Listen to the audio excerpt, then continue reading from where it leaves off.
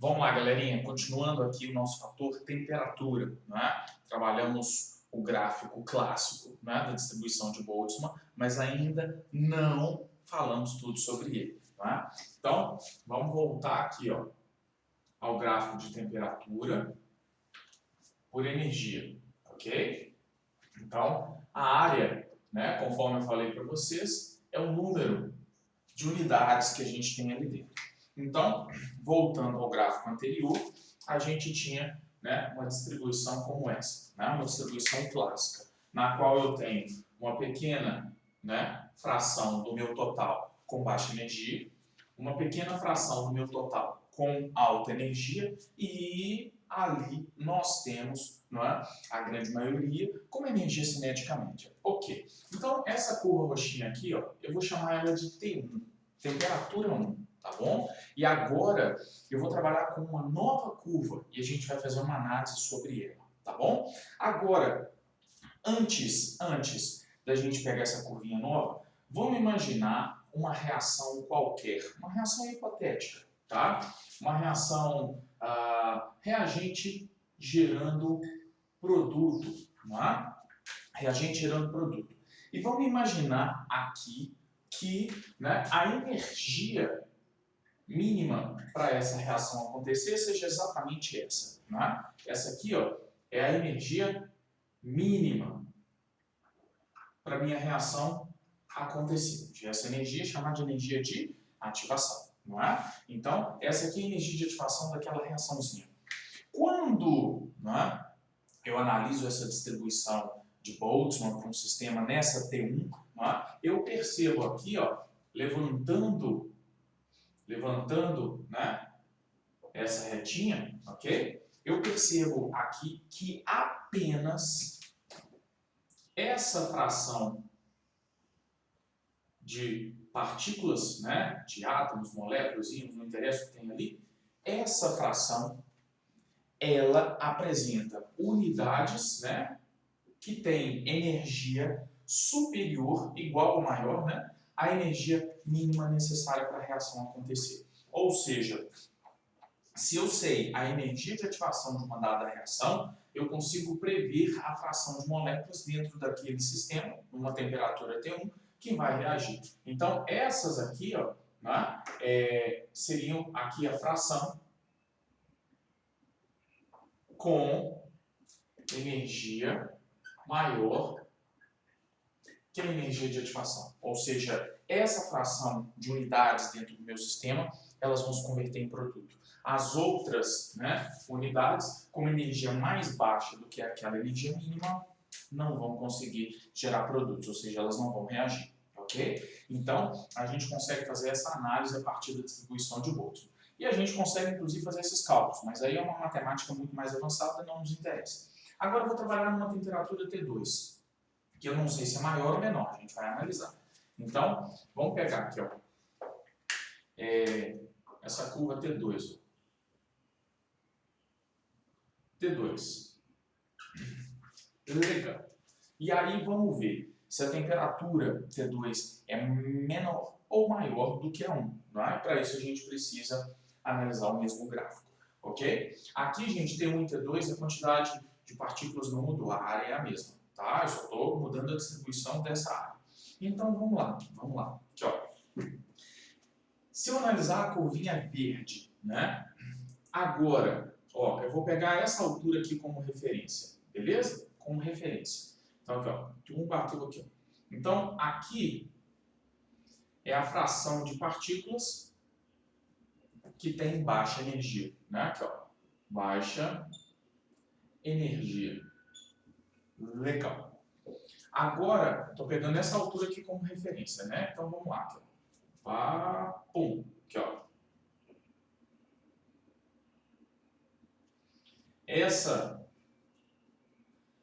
é a minha fração de partículas com alta energia, né? O que eu percebo ali, hein? Se eu comparar a parte preta com a parte, né, aqui sobre a laranja, né? calma que eu vou mexer mais na região preta, tá? De cara, vocês estão percebendo que a área sobre a curva verde, ela apresenta frações, né? Ou seja, unidades ali com mais alta energia, né? Então, de cara, a temperatura 2 é maior do que a temperatura 1. Simples assim, tá? Por quê, Cris? Porque você está percebendo que eu tenho uma fração com mais alta energia do que a fração laranja. Então, se eu tenho mais alta energia, a temperatura é mais alta, ok? Então, aqui, de cara, T2 é maior que T1. Ok? Tá claro? Legal. Agora, vamos relacionar T2 à nossa reaçãozinha laranja ali, ó. O reagente gerando produto.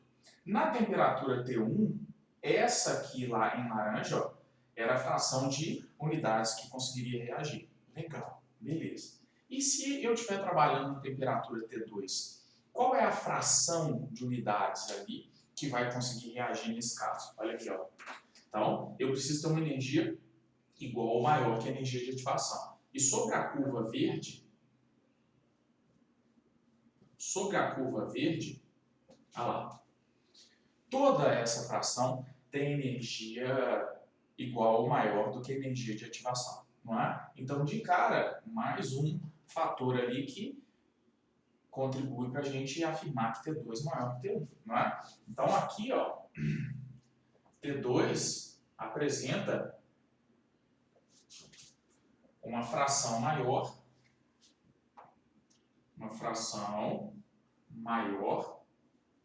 de unidades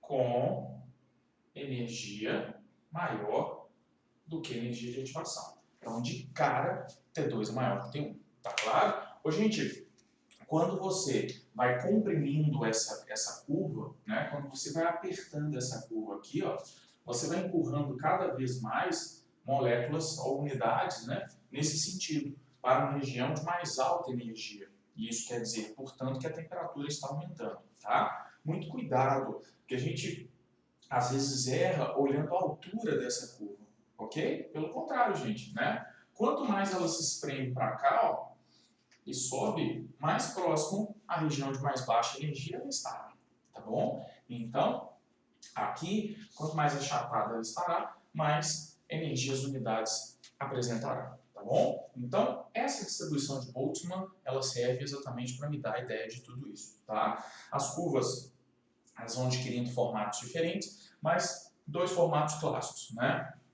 Quanto mais acentuado, mais baixa energia, quanto mais achatado, mais alta energia, beleza? Então, percebemos aqui que o aumento da temperatura aumenta a fração de unidades com mais alta energia, possibilitando que, portanto, tendo mais unidades com mais alta energia, mais unidades também conseguirão vencer essa barreira energética, que é a energia de ativação. Portanto, mais produto vai ser obtido. A reação se torna sempre mais rápida, não é? Então, aqui, a gente já pode, né, o aumento da temperatura, ele sempre vai provocar um aumento na velocidade da reação, tá bom? E é o único fator que altera a energia, a distribuição energética, né, das minhas moléculas dentro de um dado sistema. Combinado? Então, esse fator temperatura, ele é um fator importante. E esse gráfico aqui, gente, vocês vão encontrá-lo várias vezes nos exercícios, ok? Então, o quarto fator, que é o fator temperatura, já foi embora. E agora a gente vai para o último, que é o fator catalisador, ok? Então, vamos lá. Aqui, ó.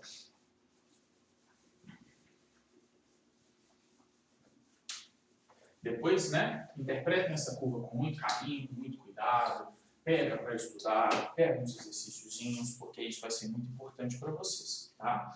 Então, aqui, ó, o fator E, que é o fator catalisador.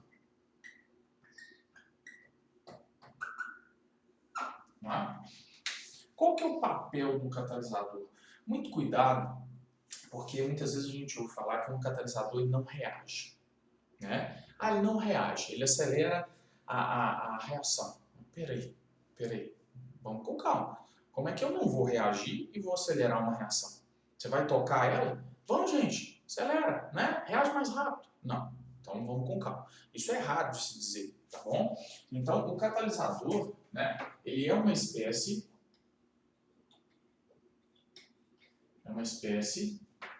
que participa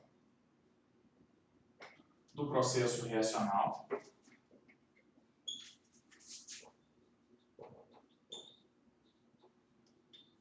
criando um caminho alternativo no qual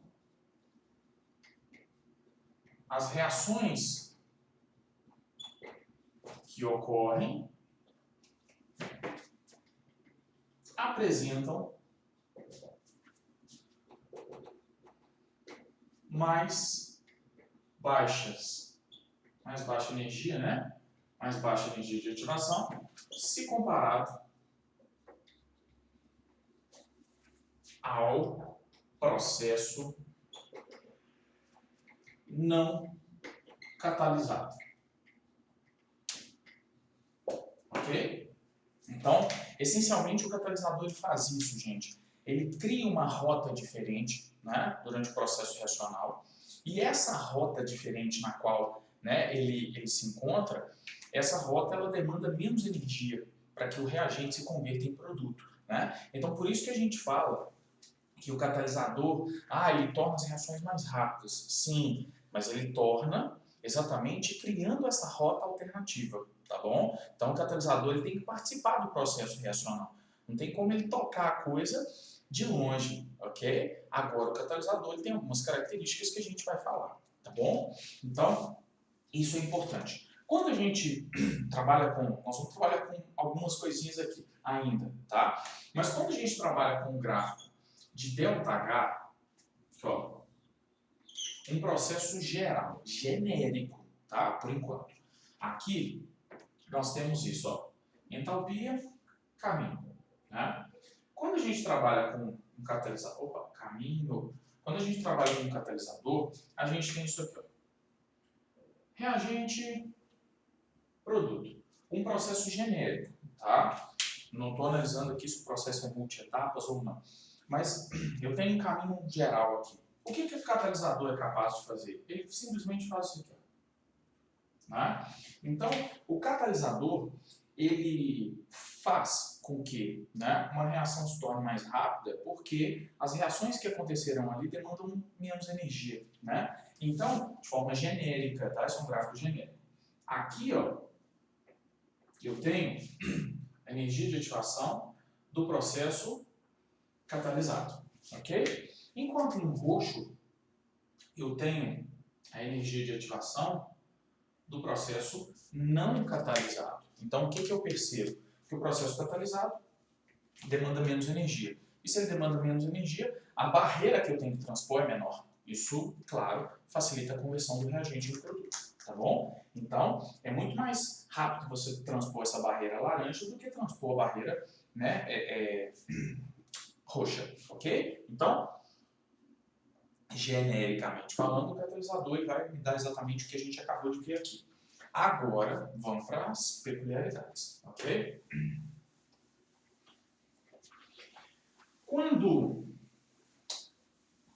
Quando a gente trabalha, né, de forma muito específica sobre os catalisadores, a gente tem que, de cara aqui, entender algumas coisas. Primeiro, aqui, ó, vamos para os exemplos, tá? Então, um exemplo aqui, ó. Eu vou pegar Cl mais O3, se transformando em ClO mais O2. Depois esse ClO mais O3 se transforma em Cl mais 2O2. Então, esse é um processo em duas etapas, ok? Eu tenho a primeira reação e depois a segunda. Percebam aqui, ó, que o cloro, ele é usado, ele é reagente da primeira etapa. Ok? Ele é reagente da primeira etapa. E ele é um produto da segunda etapa. Ok. Ele é usado, depois ele é regenerado. Não é? Percebam aqui que o CLO ele é produto da primeira etapa, e depois ele é reagente da segunda etapa. E daí? E daí, Cris? Bem, não é? O catalisador,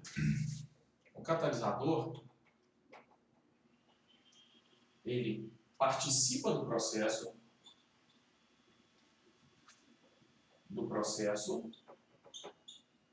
mas é regenerado, não é? Até o fim dele, o fim do mecanismo reacional. Então, por isso que muitas vezes a gente erroneamente fala que um catalisador não reage. Não, peraí, ele reage. Ele participa, é utilizado, não é? No entanto, ele é regenerado. Então, se você usa 10 no seu catalisador durante o processo, até o final do processo esses 10 precisam aparecer, tá ok? De tal forma que esse catalisador ele participa, na verdade, de um ciclo, porque você utiliza, o regenera. E esse catalisador regenerado ele pode ser novamente reutilizado, tá bom? Então, esse catalisador aqui para a gente seria o CL. O CL, ele seria para a gente aqui, ó, o catalisador. Por quê? Porque ele é usado e até o final do processo ele é regenerado em igual quantidade. Isso é um catalisador, tá ok? E o CLO, Cris? Esse CLO, gente, vocês estão vendo que ele é produto da minha primeira reação e ele é utilizado em sequência, né, para que a segunda reação possa acontecer. Esse CLO, ele na verdade é um intermediário. Né? Esse CLO, ele é um intermediário. Porque ele é produzido e instantaneamente, para que o processo possa prosseguir, ele é consumido. Então, esse CLO na prática, né, ele nem existe, porque você o produz e já o consome, né, para que o processo dê sequência. Mas o catalisador não. Você o consome, ele está presente lá, né, em outras estruturas, mas no final do processo ele é regenerado, ok? Então, em uma reaçãozinha como essa, é assim que a gente vai identificar catalisador e o intermediário, tá? Eu posso ter vários intermediários, tá? Não preciso ter um não, ok? Mas o catalisador ele é uma espécie altamente específica. O cloro catalisa essa conversão, mas não necessariamente ele vai conseguir catalisar outras, e isso vale para todos os outros catalisadores, tá bom? Claro que alguns catalisadores podem ser usados em mais de uma reação. Agora, aqui, ó, se eu somar essas duas reações, aqui, ó, percebam que esse Cl corta com esse Cl e esse ClO corta com outro ClO. Então ficaria aqui pra gente, ó, 2O3 gerando 3O2. Essa aqui, ó, é a equação global. E o que eu estou vendo? Nem catalisador, nem intermediários, eles vão aparecer no processo global, tá bom? Então, se eu olhar para essa reação, não necessariamente eu sei que ela é catalisada. E muito menos, ao olhar para uma dada reação, eu sei se ela acontece em uma única etapa. Né? Ou seja, se ela acontece pelo reagente gerando produto, né? Ou se existem muitas outras reações por trás até que isso se converta nisso. Tá bom? Então, essa equação global é uma equação meio genérica, podemos dizer assim. Tá? Agora, vamos para uma outra análise. Tá? A análise que eu vou fazer é a seguinte, não tem nada a ver com essa. Tá? Isso aqui foi um exemplo para que eu usasse essas estruturas aí para poder te ajudar. Agora, aqui, ó.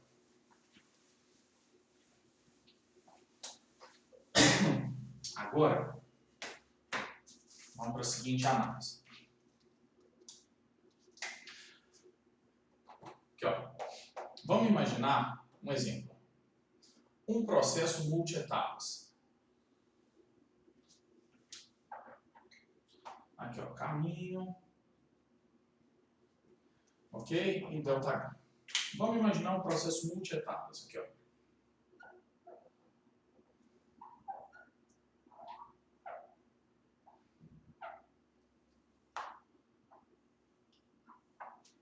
Esse é o meu reagente e esse é o meu produto. Ok? Então, aqui, ó. Essa energia de ativação da primeira reação. Essa energia de ativação da segunda reaçãozinha. Essa energia de ativação da terceira reação e essa energia de ativação da quarta. Ok? Até que o produto final. Então, eu tenho aqui 4 etapas durante um processo qualquer. Né? Esse aqui, ó, é o meu intermediário A, porque ele é produto da primeira reação, mas ele é consumido na segunda. Esse é o intermediário B, né? Porque ele é produto da segunda etapa, mas é consumido na terceira. E o C é o terceiro intermediário. Então, eu tenho 3 intermediários ali, que é o A, B e o C. Agora, isso aqui é um processo qualquer, tá? Ele não é catalisado. Se eu tivesse que escolher um catalisador, e o catalisador ele é específico, né? Eu utilizaria um catalisador que agiria sobre a primeira, segunda, terceira ou quarta etapa. Se eu tiver que usar um catalisador, gente, eu vou usar um catalisador que catalisa exatamente a segunda etapa. Por quê? Porque ela tem a maior energia de ativação, ok? Então aqui nós devemos escolher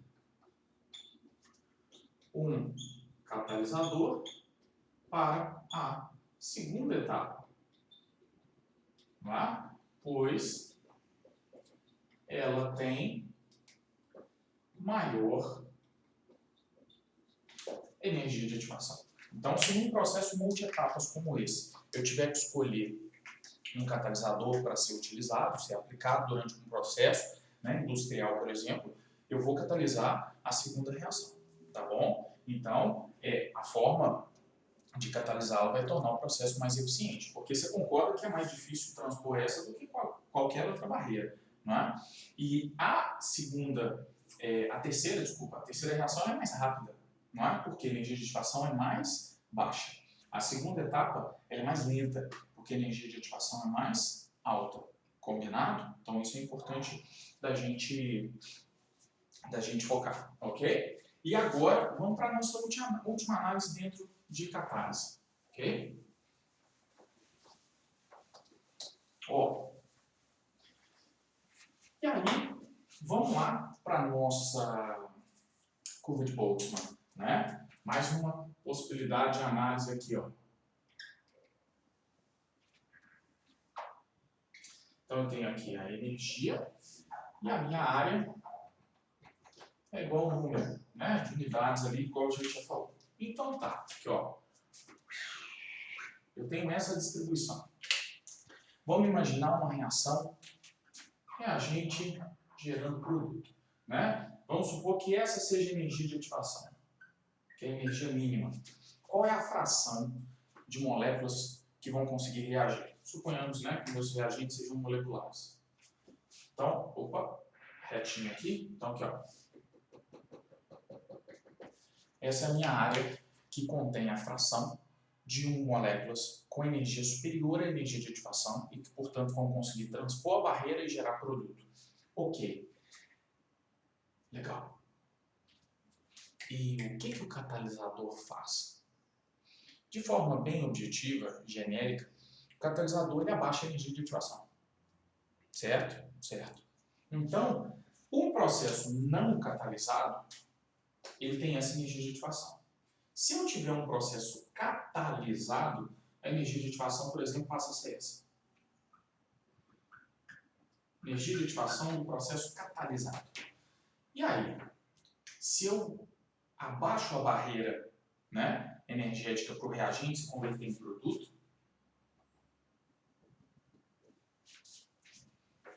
percebam que agora eu tenho uma fração maior de moléculas com uma energia superior à energia de ativação. Não porque o catalisador deu energia para as moléculas, mas porque ele abaixou a barreira que essas moléculas precisam transpor.